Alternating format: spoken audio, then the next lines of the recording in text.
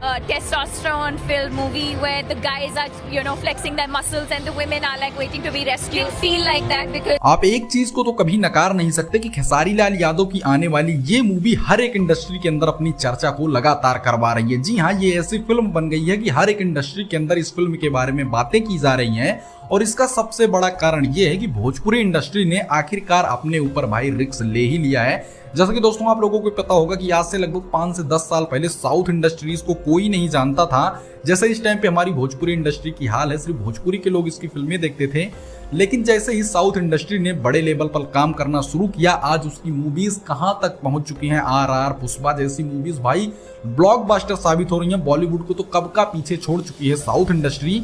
और भाई कुछ इसी तरह को भाई देखकर मतलब आप कह सकते हैं कि साउथ इंडस्ट्री को इंस्पिरेशन मानकर खेसारी लाल यादव ने फाइनली हमारी भोजपुरी इंडस्ट्री के अंदर भी बहुत बड़ा रिस्क लिया है। और दोस्तों खेसारी भैया की आने वाली नई फिल्म डंस, इसके सबसे ज्यादा चांसेस ये हैं कि ये फिल्म हिंदी में भी डब हो सकती है। मतलब ये फिल्म पैन इंडिया लेवल पर भी रिलीज हो सकती है, जिस वजह से भाई ये फिल्म हर एक इंडस्ट्री में हर एक भाषा में डब की जाएगी। तो इसके सबसे ज्यादा चांसेस ये बनेंगे कि हमारी भोजपुरी इंडस्ट्री तेजी से ग्रोथ करेगी। वैसे दोस्तों आपकी क्या राय है, क्या इस मूवी को साउथ इंडस्ट्री वालों की तरह भी अलग अलग भाषाओं में डब कर हर एक इंडस्ट्री में रिलीज करना चाहिए या नहीं? इनको कमेंट में जरूर बताइएगा।